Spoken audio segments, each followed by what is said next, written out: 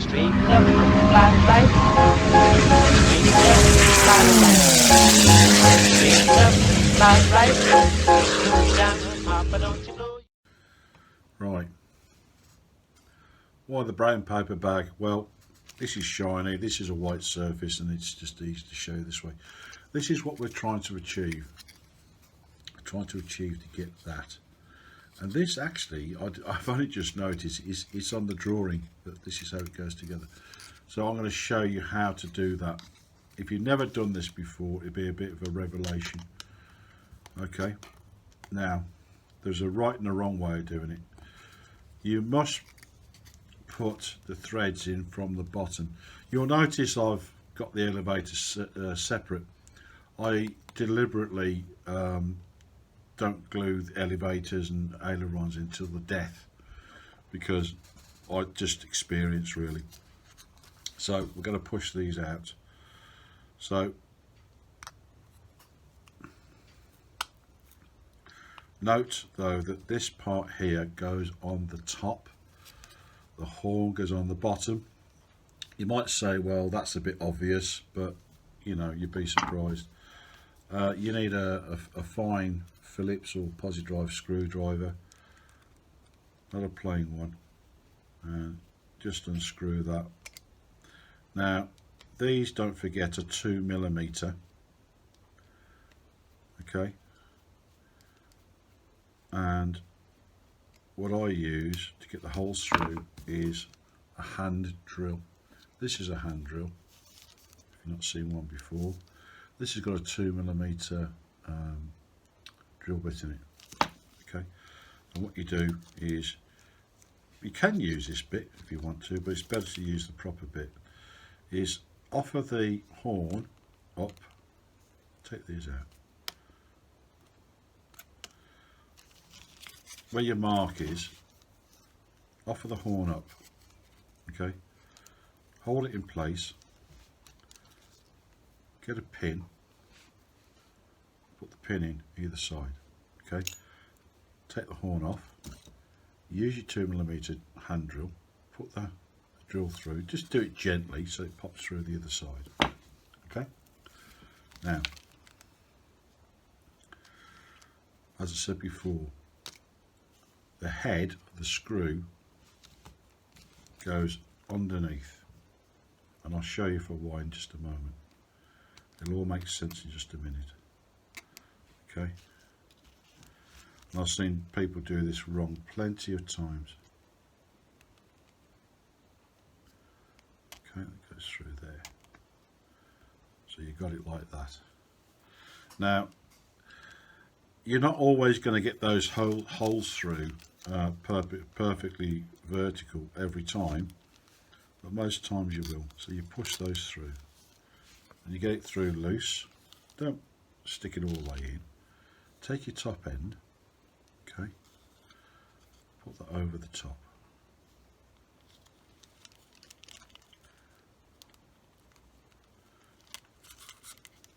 Can be a bit fiddly at times. Okay, I'm going to start screwing one of those. Make sure it goes through, and I can feel it on my finger. Okay, make sure the other one's lined up. I hope you're getting this on the camera.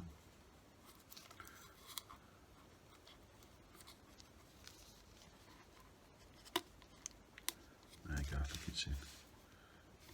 Screw that up.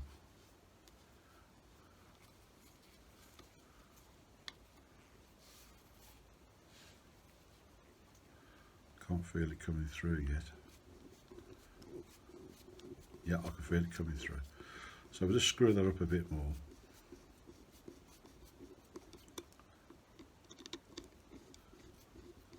Okay. So it's come through, yeah.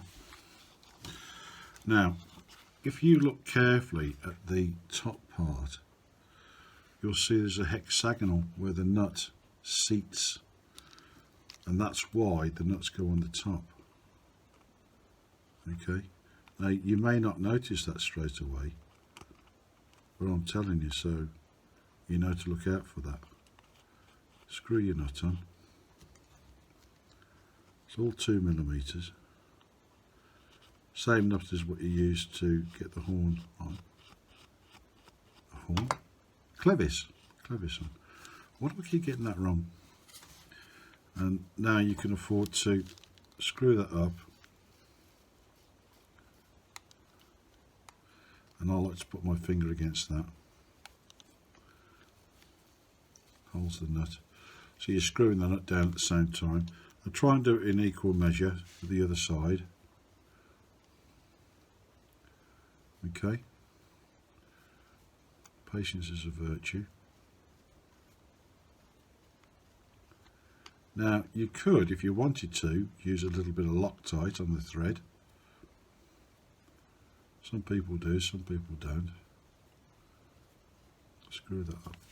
Now, this is where you want to start screwing the nut down.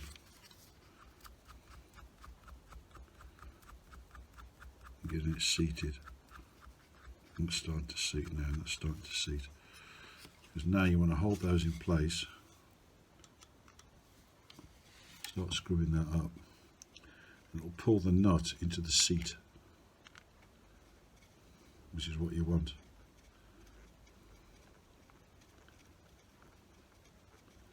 Yeah.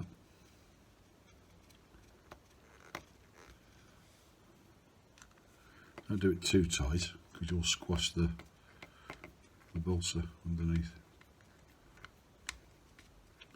That one's still screwing in. Okay. Yeah. Okay, that's, I can feel the tension on that now. You'll end up with that. So the nuts are seated in on the top. Like I say, you can use a little bit of Loctite if you like. And then if you want to, use your Dremel or whatever you like. And then take the top off of that thread there. You can use side cutters. Don't know what I mean by side cutters. Have I got any here? No. I do possess side cutters, but basically they're like pliers, but they just got this bit here. You get the pliers on them and snip them off. But it's advisable to put the thread back on. If you take this out, put the thread back on, mark it, take this out, put the thread back on, cut it, file the ends off, and then use the nut to re-thread the thread so you can get the nut back on and off again. Me, I'll just use a Dremel to cut this top off here. And that is basically how to do it. Now, just before I go somewhere else, let's put that there like that. Hi, it's me again. Put my tools back before I forget where they are. Now, I'm just going to show you this. I'll turn this around. Hang on. Can I turn it? No, I'll show you the other way. If you see that there, that shows you the position. So you need it nearest the hinge. Okay, there's your clevis. They advise put solder on. I'd probably use Loctite, but it should be okay the way it is. And a lot of us use a little plastic tube. They use it for fuel. And you put it over the top there, about here, and it stops this coming apart. So that's how you do that.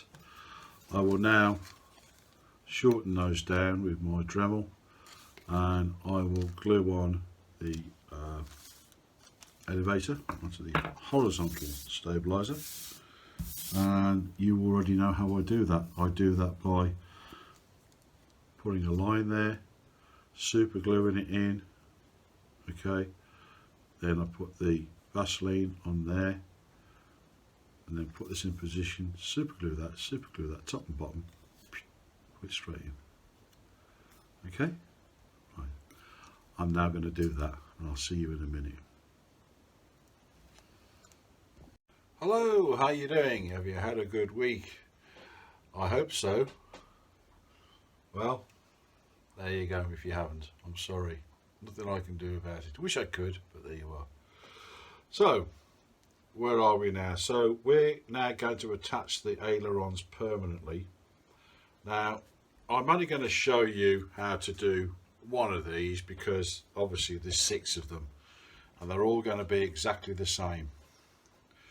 Once you know that everything fits and you've done your trial fit and everything else, get yourself a pencil, mark a line with your pencil, okay, and you'll have a line there. Now you're going to have to be quick with this. Other people use a slower setting glue, which is fine and probably dandy. I haven't got the patience, so I'm going to put some Zap glue on it, and not a lot, only a top and bottom, okay, and then I'm going to fit it into the slot the same way I took it out, okay, and down it goes. Now the reason for putting the pencil mark line is that you know not to put any glue any further than that point because it's pointless, okay, and always remember to put the top back on your Zap glue because it could end badly. Okay, I'm just going to rub my fingers over there, take off any excess. Then I'm going to take some Vaseline. There you go, Vaseline. And here's a coffee stick stirrer that I prepared earlier. You can get these free of charge. Technically I suppose it's stealing, but I don't know. Put a little bit of that across there, either side, like that. Okay. Now, you're going to say, Baron, why are you doing that? Well, I'm glad you asked me that question, because if you do that all the way along and then you glue these and they go into the wing, the glue could dry and your aileron's not going to move. So you put a bit of Vaseline just on that joint right at the very edge there. It'll stop this from sticking to the wing and your aileron will move. Good, isn't it? Okay, so the simplest ways are usually the best. So I'm going to carry on doing the rest of that. Then we're going to adjust the ailerons so they're in the correct position. Right, so how do we overcome the quickness of Zap glue drying? Well, the answer is pretty simple. You put everything halfway in already. So let's do it. So there's the glue, there's the half in aileron, a little bit of glue on each hinge, not forgetting the bottom.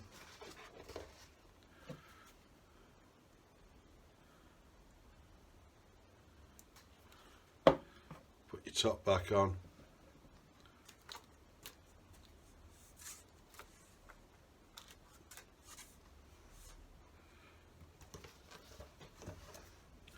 Ta-da!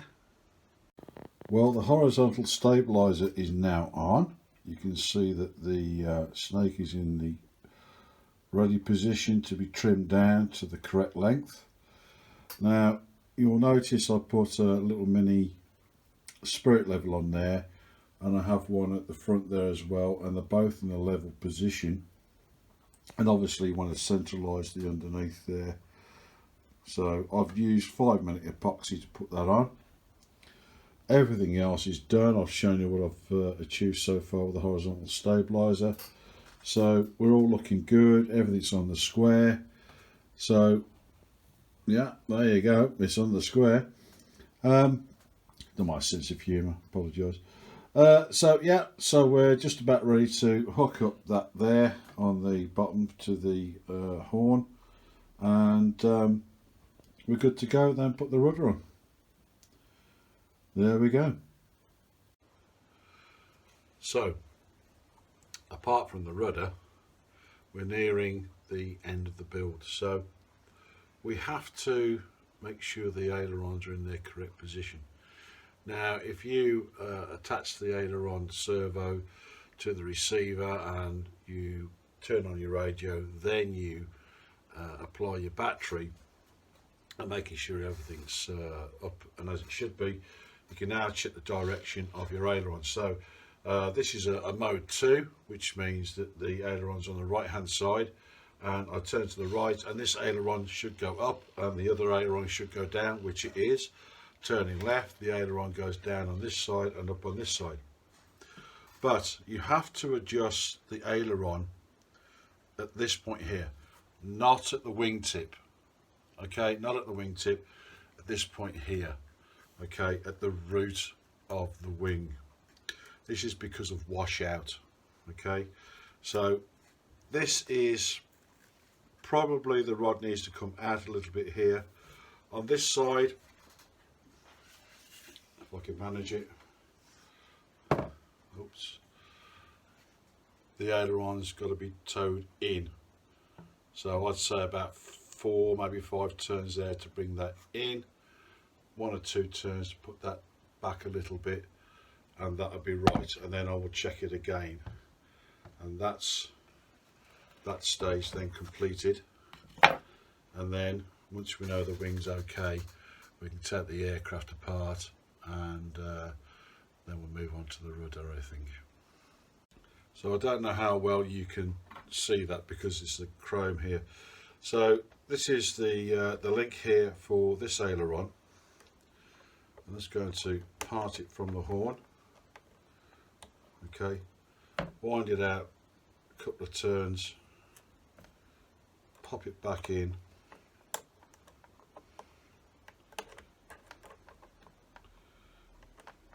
and just because I'm on video doing it, it's going to play up.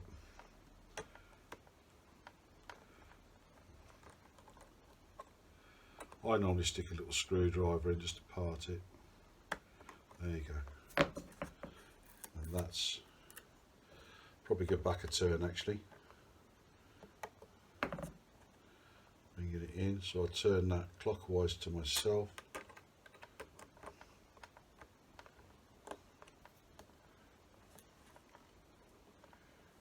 In you pop.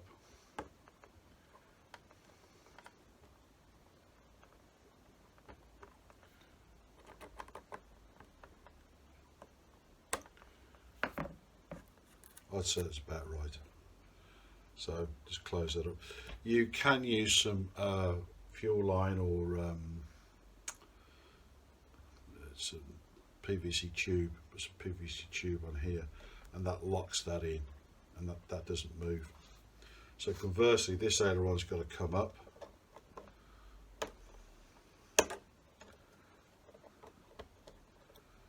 So I wind this, it's clockwise to give it a trial fit.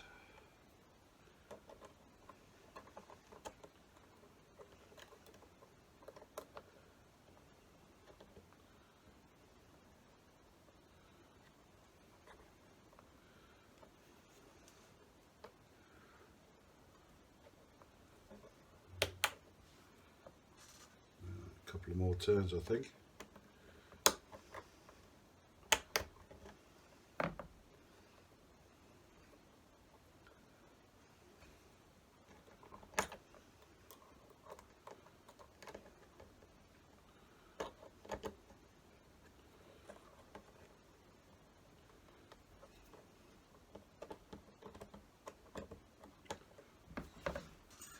Nope, a bit too much.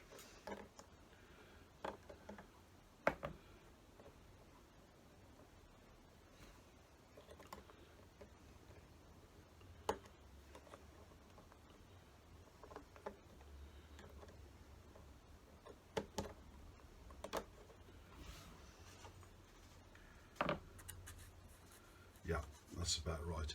So any inconsistencies can be adjusted on the radio now, usually when it's in flight, but you'll have enough control to adjust these things, get straight and level. Use the trim on the radio, and that should take up any of the slack on that. So there you go, that's all set up for making sure everything's still working. And there you can see the mechanism doing its thing. There you go. tail fin and rudder going to look like this. You need to double check the conformity of this setup.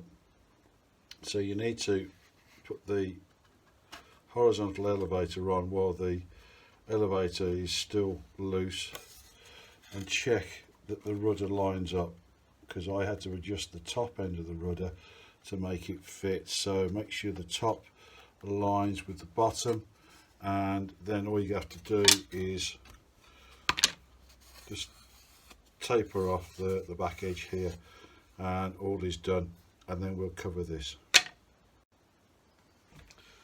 So back to covering, but don't worry, it's only a small piece now, well, a couple of small pieces. So I think the best way to tackle this is make sure that your iron's up to temperature, you've got your sock on, and just go from the middle working out. And I have this at 90 degrees centigrade. I'm going to the middle and I'm swirling it around. Notice I've got some closed pegs on there to act as an extra helping hand. Always good. Ooh, a bit hot on my thumb there. Okay, and that's starting to stick.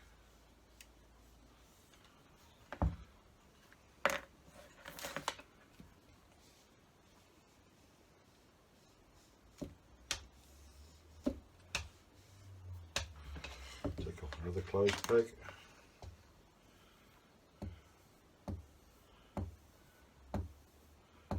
I have just had a message from Monsieur Cliff Harvey. Oh yes, we're in contact, you know. He's just made an indoor flyer, and he tested it out this morning, and I'm looking forward to seeing that build. I quite like the idea of making an indoor flyer, to be honest. The only problem is where I am, we don't have anywhere ready to fly them, because they're, you know, used sports halls and things, and unlike America, we don't tend to push sports. We rather spend it on things we don't need or want. But anyway, there's my politics. Yeah, not that I'm much of an athlete, of course. Yeah. Unless it's barrel rolling, I suppose, or darts, or snooker.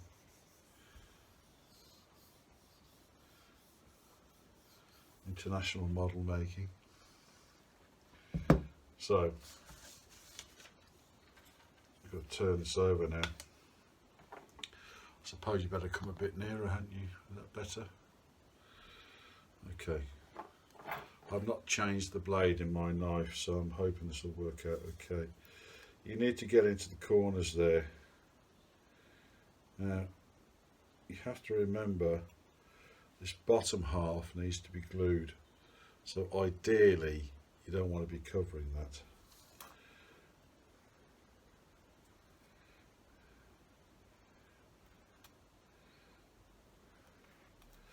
I may fast forward this bit.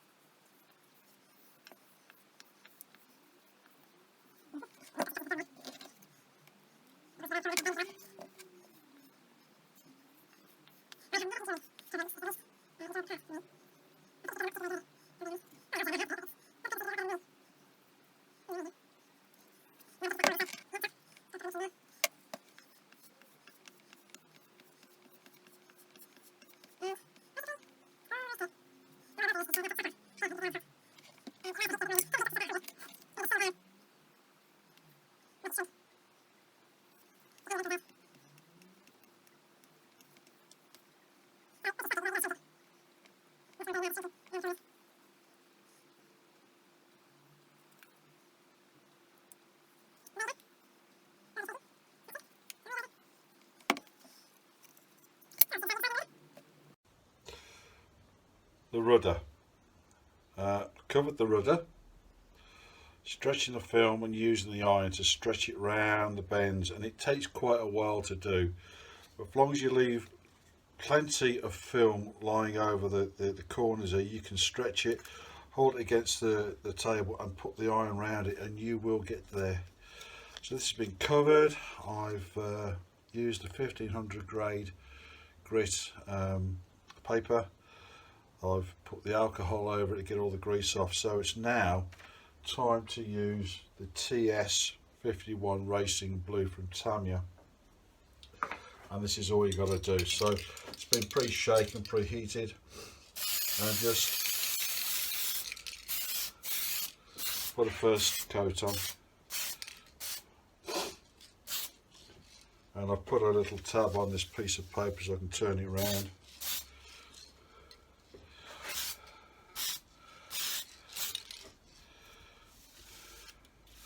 Probably only need one coat, I think, by the looks of it. So I'll let that go off and flip it over to the other side, and we'll see what it looks like. Hi, the rudder. Everything's been covered, and the rudder's been covered, and it's had its spray paint put on, and it's not particularly difficult to get the rudder level and glue it on. So the next stage is to put this on the model, but we have to put the horizontal stabilizer on first and then put this on. So that's what we're going to do next, because now it's all covered and there's nothing there to stop us. Thank goodness. We can move on. Well, hello there. See how the light shines off that chrome? It's quite endearing, isn't it? Look at that. Anyway, enough of my rubbish. So before we go putting on the horizontal stabilizer, the snake. This is the snake, this tube here. Okay, and you need to get that thread into the snake, and you need to get the control horn on. Well, you need to get the clevis on.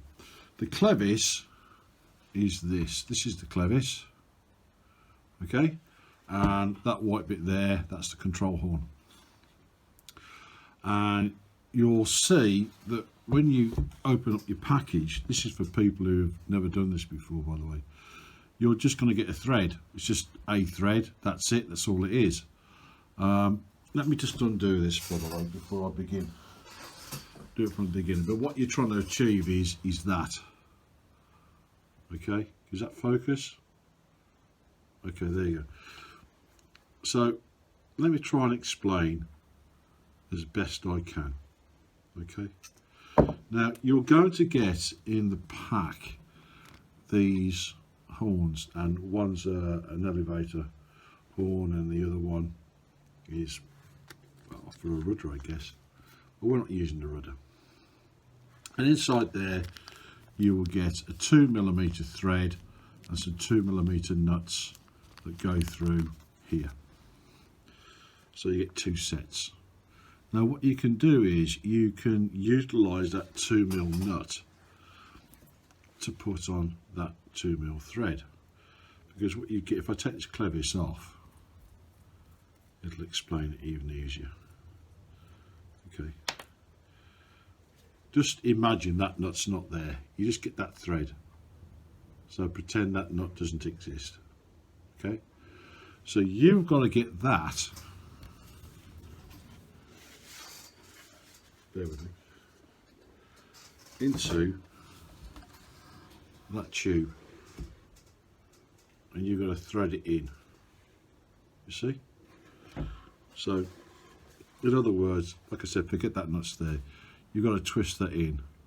Now you're going to find that pretty difficult doing it by hand. You can start it, you're not going to get very far. So this is the Baron's topical tip, how to get that into the end of the tube. And I don't want to lose the fuzz there, pull that back.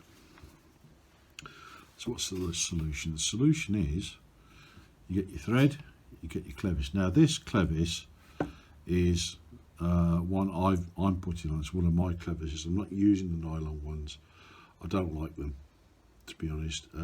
I find it easier to use these metal clevises. Now these are 2mm thread, 2mm nut.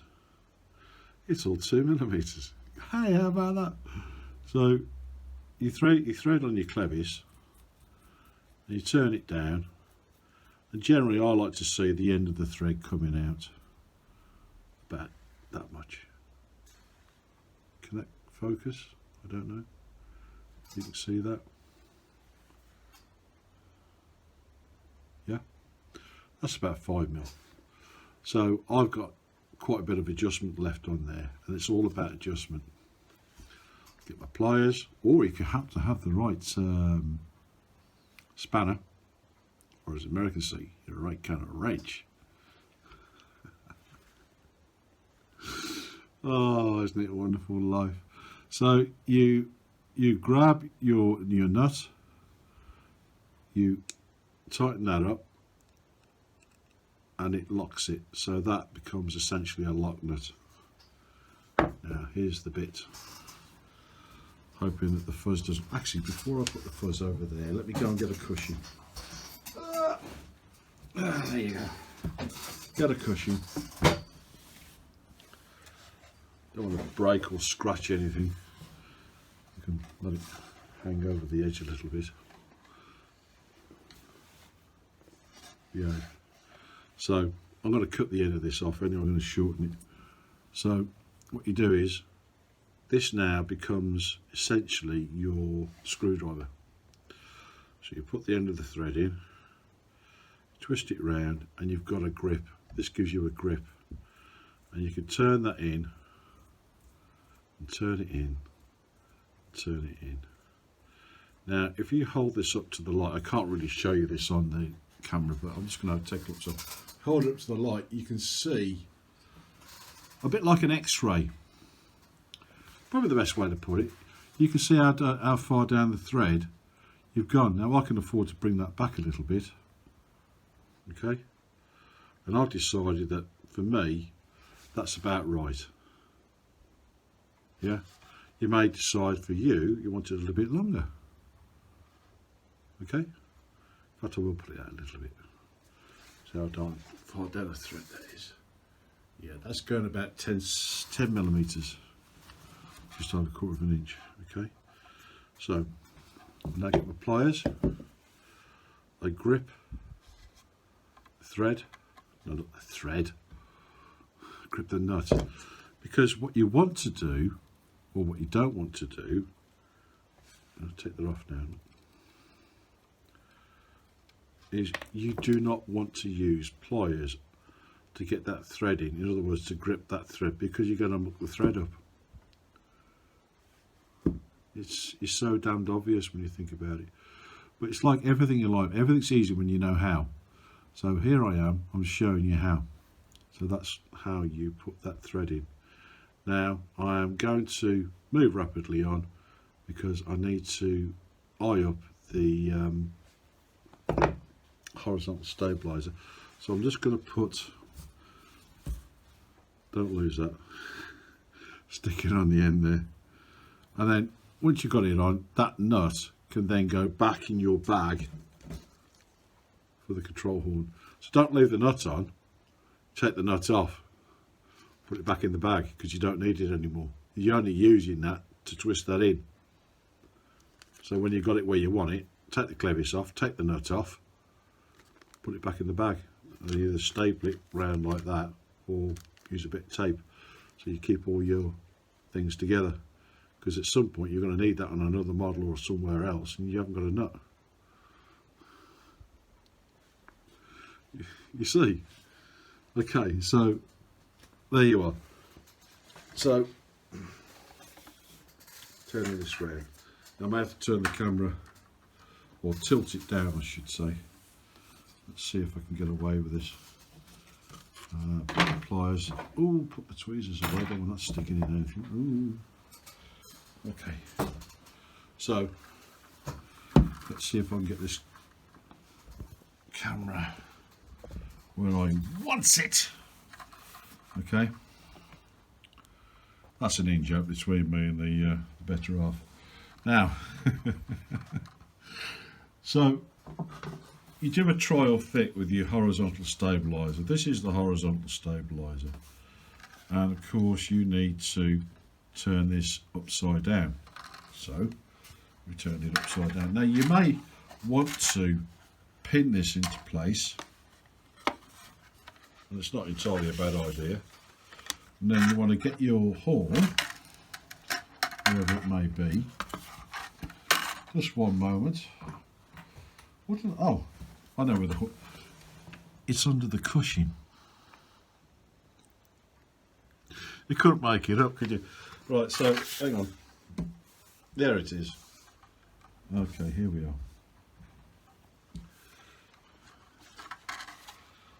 Okay. So obviously the horns go in this side. And we offer that up. And wherever that snake rests, you want to mark it so that snake will flow freely. So then you end up with a mark there. See that little black mark there? Yeah? Okay. So now we'll just put the fuzz to one side for a moment. So you'll notice that that mark is a slight angle. I don't know what that angle is, maybe about 20-30 degrees perhaps. Okay, so now we're going to put that horn as near to the hinge as we can. You don't want it up. You don't want it up here. That's rubbish. Don't want that. You want it close to the hinge because you get the maximum throw. Okay, it's all to, if you know if you don't want to really want to get into it, then go and find a mathematician somewhere or engineer and explain it to you. But there'll be guides on YouTube, I'm pretty sure, and explain why you do it that way. But it gives you the maximum amount of throw. Okay, so what I'm going to do is I'm going to move the camera position, and I'm going to go through putting in,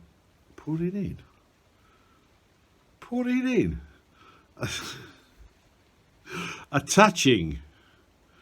It's because I had a haircut, that's what it is.